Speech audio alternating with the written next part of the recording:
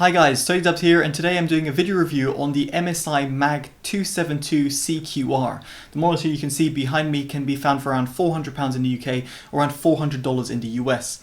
Now if you're interested in buying this monitor, the locally link in the description below will take you to your localized Amazon store, and furthermore in the description below you will see alternative suggestions that you might want to consider. Also down there is a link to my Instagram. If you do have Instagram, I'd very much appreciate a follow. It's at TotallyDubbed. It'll be on your screen right now, and again, as I said, in the description below.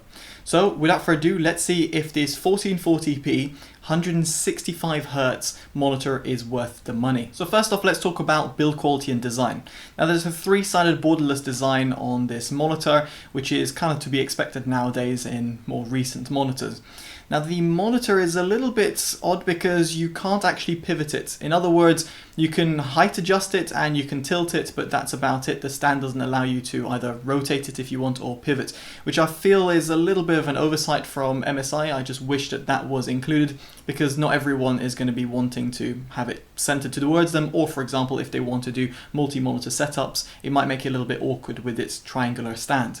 Regardless, the stand is very sturdy. I had no sort of wobble or any issues in that respect, and its height adjustment is actually pretty good. It goes up pretty high and pretty low, which is good in terms of ergonomics. Now the monitor has got a 1500R curvature, which adds a slight added bit of immersion. Some people hate it, some people love it. I don't personally mind it. I think it just adds a little bit of extra in terms of your periphery. At the back of the monitor, it's worth knowing that this has got mystic light or RGB lights. Now the RGB lights can't really be seen unless your room is pitch black and you've got nothing showing on your monitor. In other words, you're doing a backlight bleed test, then you'll be able to see these RGB lights. Now the RGB lights can be customized, and I'll cover this in just a bit through the OSD section. Now in terms of inputs and outputs, the monitor has a display port 1.2. It's also got two HDMI 2.0B connections and one USB Type-C connection. So USB Type-C is actually quite nice to see in a gaming monitor, which is relatively rare. Elsewhere, you've got a 3.5mm jack output. This monitor does not have any speakers built in, but you can output audio via the 3.5mm jack if you have headphones directly connected to the monitor. I would always suggest a DAC or something similar, or bookshelf speakers even, but if that's what you want to do, then fair play to you. Then it's also got a VESA 100x100 in terms of its stand. So in other words, if you want to remove its stand and you want more flexibility, you can do that via a VESA stand as well. In terms of the inputs, it's actually just worth bearing in mind that if you do want the full 1440p at 165Hz, that you have to be connected over DisplayPort or potentially USB Type-C as well, whereas HDMI will be limited to 144Hz. It's even listed on MSI's website, so just worth bearing that in mind if you're going to be connected up to a laptop with HDMI. So next up is the OSD. Now there's the OSD, the physical OSD that you can see over here is accessed via a little joystick found at the bottom right of the monitor. Now through it you've got a pretty comprehensive list of options. So over here you can see gaming, the game mode, night vision, response time, which I'll touch upon in just a bit. So you've got three modes: normal, fast and fastest. Anti-blur mode, which is nice to see actually that MSI have integrated a little menu over here to say what happens if you enable this. So you can see over here brightness gets locked, HDCR gets disabled, response time and FreeSync. Refresh rates, that's in terms of a physical refresh rate number. Alarm clock, screen assistance and FreeSync, again a little indication of what will get disabled. In terms of the professional mode, you've got different basically picture modes, and then eye saver, HDCR, anti-motion blur, which again is present in the gaming mode, and an image enhancement, which I wouldn't enable. Then image, you've got the brightness. I've got the brightness right now a bit lower so the camera picks it up properly. Contrast, sharpness, color temperature. And in terms of customization, I'm going to touch upon this in just a bit, but you can see this 9600/100, or you can adjust this to cool or normal. Normal would probably look better to most people's eyes.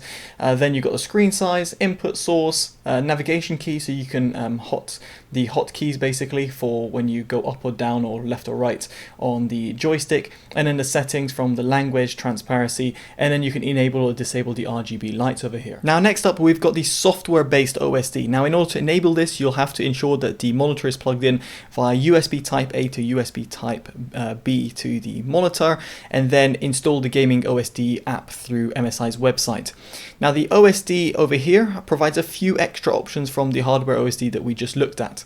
So you can flick between the modes that you saw before in terms of profiles. You can set ones up. There's one dedicated for ray tracing already over here, and anything you do over here will automatically adjust based on the on-screen settings. There is sometimes a little bit of a mishap between you choosing different options over here and it applying, and then you changing the options via the hardware OSD, and then it's kind of screwing up. So for example, the brightness over here wasn't at 70, it was at 30 something odd, and now, you know, if I put it back down, the software picks up and becomes the primary OSD, so to speak.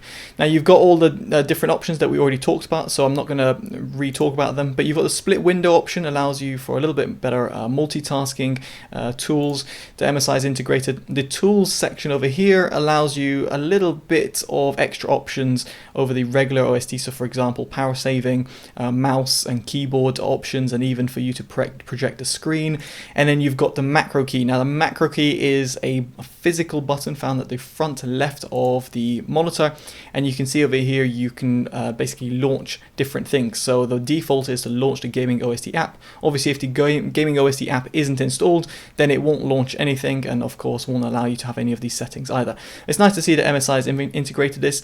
Better still, through the OSD app you can also enable, disable or customize the Mystic light, in other words the light which is at the back, and it will pretty much instantly respond to your changes.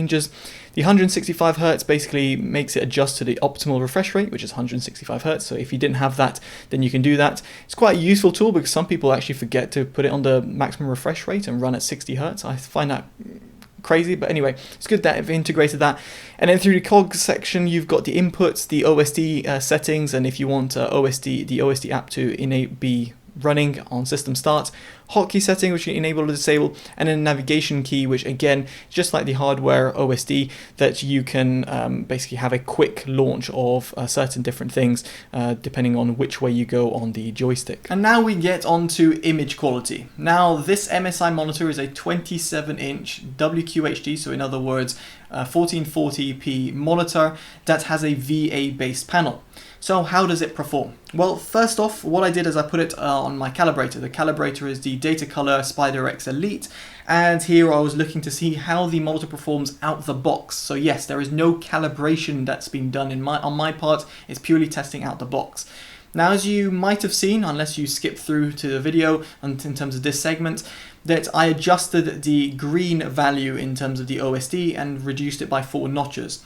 So as such, you'll be seeing two values presented on your screen, and look for the annotation at the bottom which shows if it's on the normal color mode or the user mode, which the user mode is -4 in terms of green. Now why -4 in green? Well, because when I put the calibrator, it gives you an indication of the RGB values, and the RGB values told you that the green is a little bit off, and therefore if you drop it down it becomes a little bit better. But anyway, I just thought to point that out. Now in terms of sRGB coverage, it's actually pretty perfect, although the gamut volume is a little bit overextended, so therefore it could be a bit overzealous or underzealous in some colors. As for Adobe RGB, it's actually pretty impressive at around 80%, and DCI-P3 coverage at around 90% is also pretty impressive to see.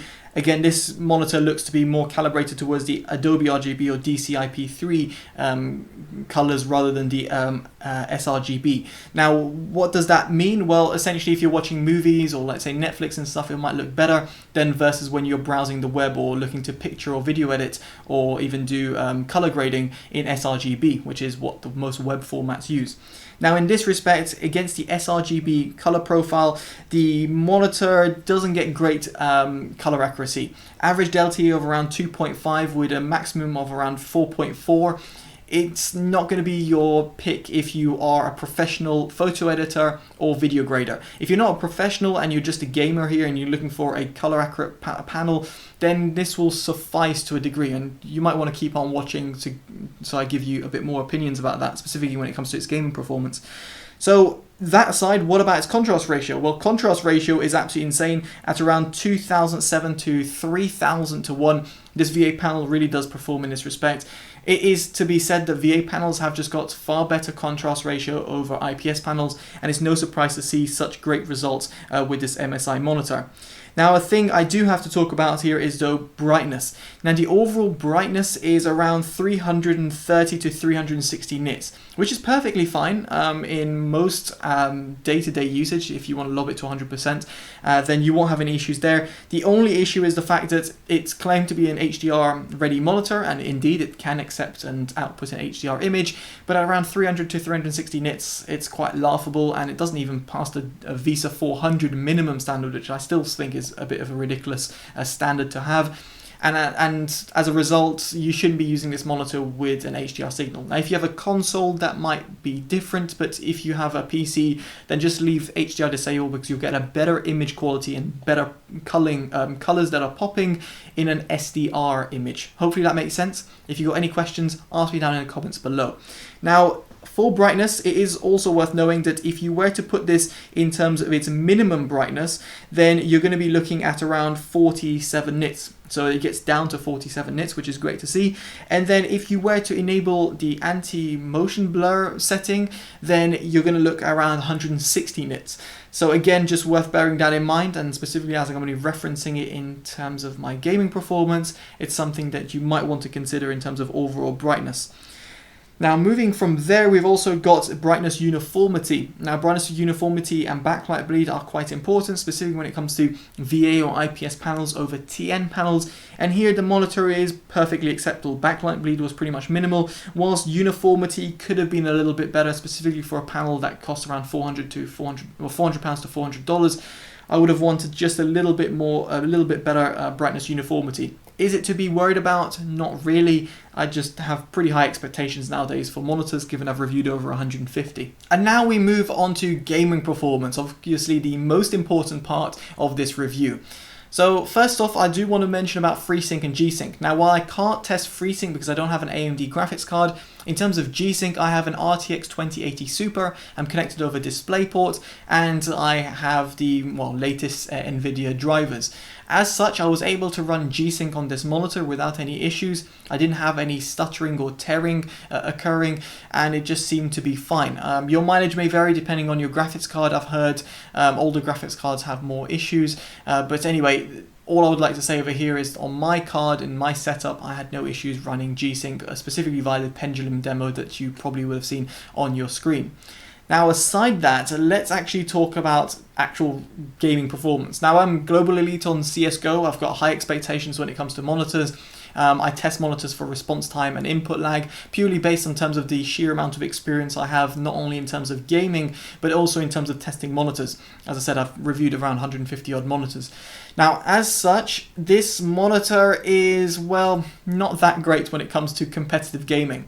If you were to lob it in terms of its fastest response time setting, what you'll find is the monitor doesn't respond, well, it does respond better than versus when it's on normal mode, but there's a little bit of artifacts that occur, and if you're playing games which aren't Counter-Strike, in other words, something that looks like a potato and rather looks a little bit more visually appealing, let's say you're playing Valorant or you're playing, I don't know, Call of Duty Modern Warfare, then what you'll find is that those purple trails or those little artifacts might throw you off, and at which point you'll probably want to dial down the setting to medium or turn it off altogether.